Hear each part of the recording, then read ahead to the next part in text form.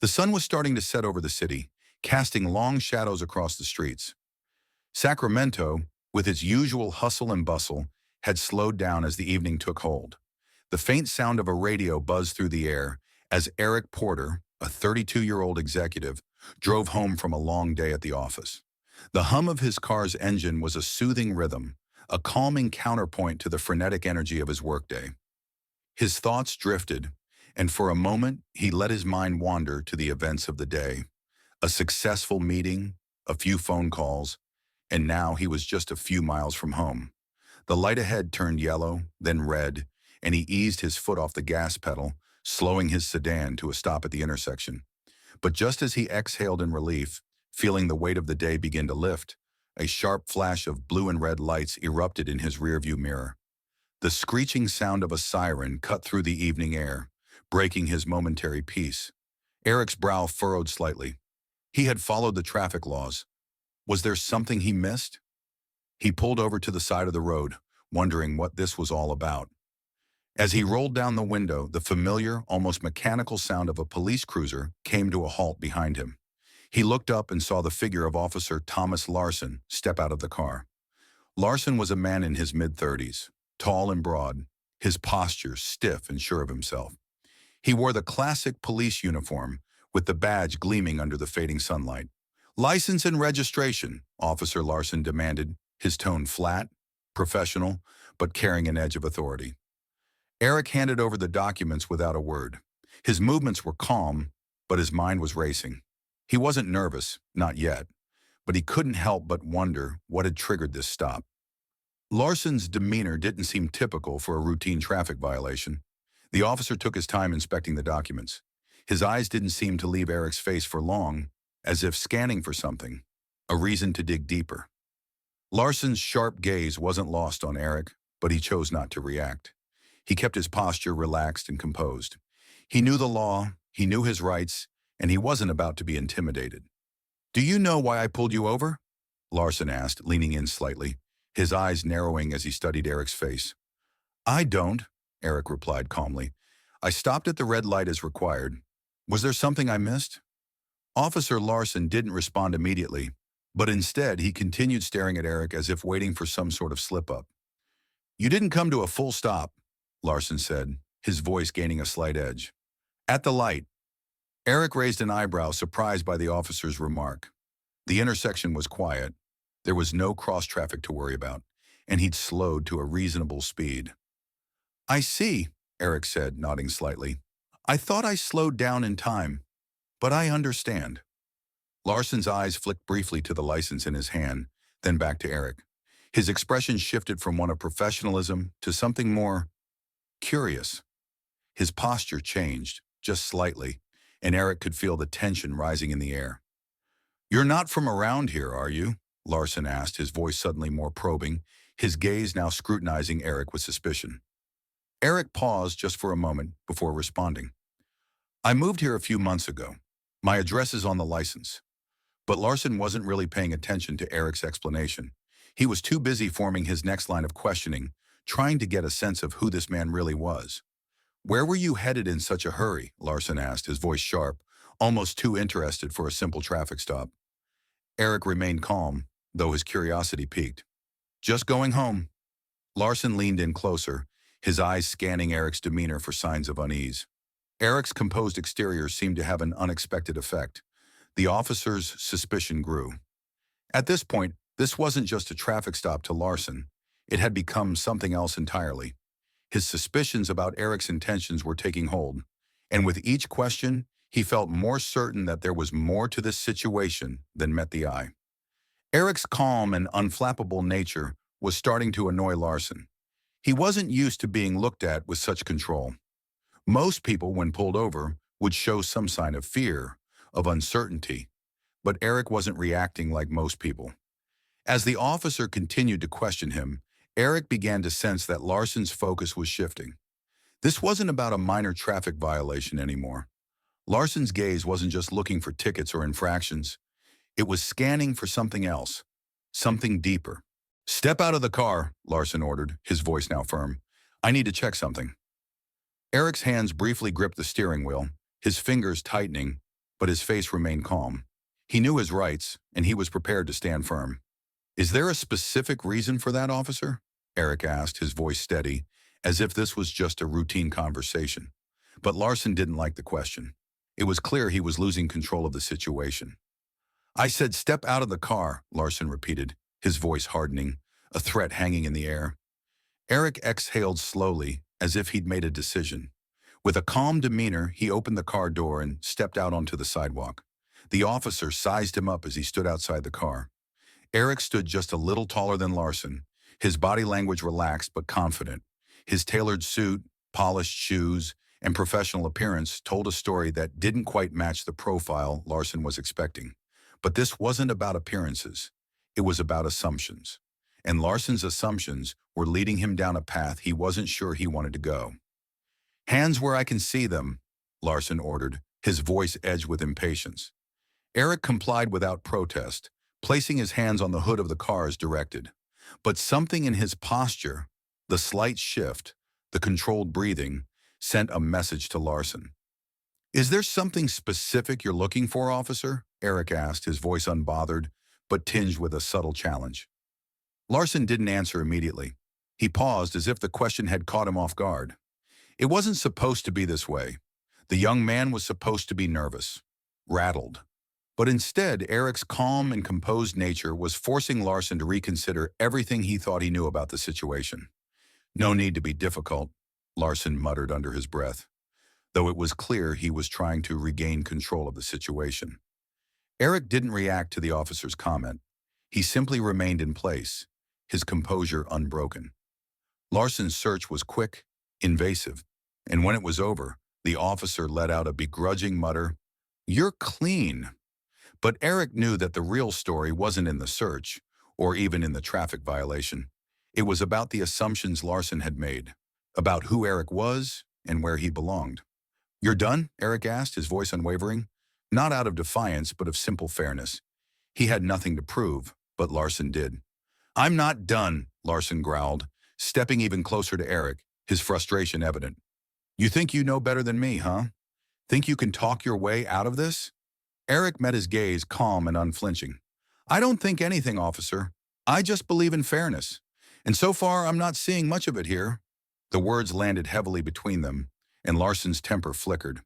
But Eric wasn't finished. The exchange had shifted, and the officer could sense it. "You think you can keep this up?" Larson asked, his tone now defensive. But Eric wasn't intimidated. "Respect isn't about what you wear or how you carry yourself. It's about how you treat others," Eric said, his voice cutting through the tension. His words weren't angry. They were measured, direct, and undeniably true. Larson faltered for a moment. The officer's confidence was evaporating, and for the first time, he wasn't sure how to proceed. But instead of stepping back, he doubled down, as though to prove he still held the upper hand. Eric's calmness seemed to be wearing Officer Larson down. The officer was used to the usual playbook. Intimidate, escalate, control. But Eric wasn't playing by the rules Larson had set. Eric wasn't reacting with fear or aggression. He was reacting with clarity and fairness. Two things that Larson had clearly underestimated. The silence between them grew heavier with every passing second. Larson took a step back, his lips pressed together in frustration. He didn't like this. He didn't like being questioned, especially not by someone who didn't fit his preconceived notion of who should question him. The officer's hand hovered near his radio, a subtle attempt to assert his power. But Eric didn't flinch. He stood tall, his body language relaxed but firm. He wasn't going to back down. Larson, on the other hand, seemed to be struggling with a growing realization. He wasn't in control of this situation anymore. Finally, Larson took a deep breath and spoke again, trying to regain the upper hand, though his words lacked their former authority. "You think you know better than me? You think you can just talk your way out of this?" Eric met his gaze, his expression as calm as ever. "No, officer, I don't think I know better. But I do know that respect isn't about being in control. It's about fairness. It's about treating people with dignity, regardless of what you think they are capable of." The words hung in the air like a challenge. Larson had never been talked to like this before, especially not by someone who seemed so sure of himself. It unnerved him. But instead of stepping back, Larson tried to reassert himself, pushing forward with his usual arrogance. "You're testing me, boy," Larson said, his voice rising slightly, his jaw tightening. Eric didn't respond with anger or defiance. Instead, he simply said, "I'm not testing you, officer. I'm just asking for the fairness that every citizen deserves." Larson's hand tightened around his belt, and for a moment it seemed as though he might snap. His eyes narrowed, searching for any weakness in Eric's demeanor. But there was nothing. Eric stood tall, his eyes unwavering. And with that simple fact, Larson's authority continued to erode. The silence stretched on, as if the universe itself was holding its breath. Larson knew this wasn't just a routine stop anymore. The power dynamic had shifted, and for the first time in his career, Larson found himself questioning his own actions. Finally, Larson exhaled sharply, stepping back and lowering his hand from his belt. "You're wasting my time," he muttered, turning toward the car, but not before he shot one last glance at Eric. "Get out of here, but don't think this is over." Eric remained calm, his voice steady and composed. "It's not over, officer. Not for me, and certainly not for you." The finality of Eric's words struck Larson hard, but he couldn't show it. With a half-hearted glance at the documents he had nearly given back, Larson turned to return to his patrol car, his mind swirling with confusion. As Larson drove away, Eric couldn't help but feel a surge of both frustration and relief. The exchange was far from over.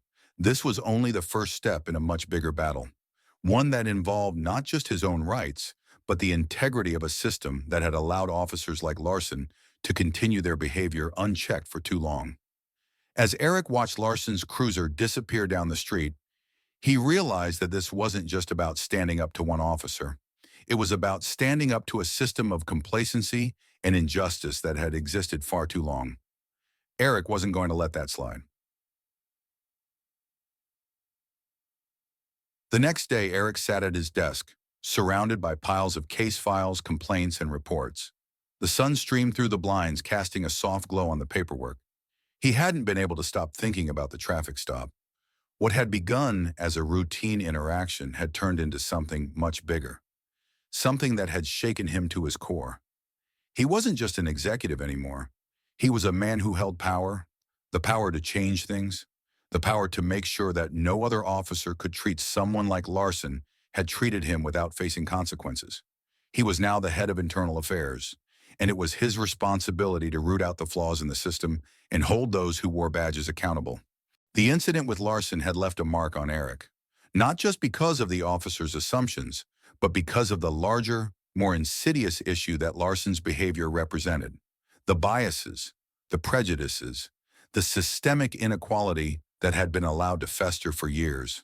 Eric knew he couldn't be the only one who had experienced something like this, and he certainly couldn't be the last. But fixing it wasn't going to be easy. Eric's phone rang, breaking his thoughts. He picked it up and answered. It was Linda, his assistant. "Morning, Mr. Porter. Chief Daniels would like to meet with you. He's ready for you now." Eric's pulse quickened. Chief Daniels was a seasoned veteran, and Eric respected him. But he also knew that the chief was one of the people who had been complicit in sweeping problems under the rug. He couldn't let this moment pass. He couldn't let it slide. "Thanks, Linda. I'll be right there." Later that morning, Eric walked into Chief Daniels' office. The chief looked up from his desk and smiled faintly. "Eric, good to see you. What's on your mind?" Eric closed the door behind him, walking toward the desk. "We need to talk about Officer Larson." Daniels' expression immediately shifted. "Not again. We've already handled that internally, Eric." Eric shook his head. "No, Chief, we haven't. Larson isn't an isolated incident. His actions are part of a much bigger issue, one that has been festering for years. And we can't just sweep this under the rug anymore. The people we're sworn to protect and serve deserve better than that." Daniel sighed, rubbing his temples. "I've heard the same thing from the community, Eric. But making a public spectacle of this? It'll make the department look bad. You know how the media will spin it." Eric's eyes locked onto Daniel's. "That's exactly the problem, Chief. We've been quiet for too long, and all it's done is let the same things happen over and over again. We need to show the community that we're serious about change, about accountability." Daniels leaned back in his chair, clearly conflicted. Eric wasn't backing down, though, and the chief knew it. Finally, Daniel spoke. "What do you propose?" "A full department-wide review," Eric said, his voice firm. "We can't fix one officer without addressing the culture that allowed him to think this behavior was acceptable. We need to look at everything, our training, our protocols, our accountability systems. It's time to be transparent, to show the community that we're committed to doing better." Daniel studied Eric for a moment and then nodded slowly. "You're right, Eric. I can't keep pretending this isn't an issue, but it's going to be a tough battle. Are you prepared for that?" Eric didn't hesitate. "I'm ready." In the days that followed, Eric threw himself into the work. He started by reviewing Larson's case and others like it, poring over reports, interviewing officers, and meeting with community leaders. He pushed for a department-wide review, knowing it wouldn't be easy, but also knowing it was necessary. The review wasn't just about reform, it was about giving the community a voice and rebuilding the trust that had been shattered. Eric's efforts didn't go unnoticed. Word of the department review spread, and the community began to take notice. They saw Eric as a symbol of change, someone who wasn't afraid to challenge the system and demand better. The scrutiny on the department was intense, but it was also necessary. Months later, the review was complete. A series of reforms had been put in place, designed to increase transparency, improve officer training, and create a more accountable system. But the real victory wasn't just in the reforms themselves. It was in the shift in mindset that Eric had helped inspire.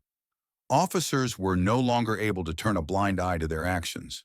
The public no longer had to sit in silence while injustice occurred. At the community event where Eric spoke to a crowd of residents, officers, and local officials, his message was clear. "The badge I wear is not a symbol of power, it's a symbol of responsibility. We don't serve ourselves, we serve the people. And that means treating everyone with respect, dignity, and fairness. The changes we've made today are just the beginning, but they are a necessary step toward creating a system that works for everyone." The applause that followed was heartfelt. Eric didn't let it get to his head. He knew the fight wasn't over, but for the first time in a long while, he felt hope. Hope that change was possible. Hope that the system could work as it was meant to. The story of Eric's fight against the system didn't end with one officer's suspension. It wasn't about a single victory. It was about a larger mission, one that transcended the badge and demanded accountability from everyone who wore it.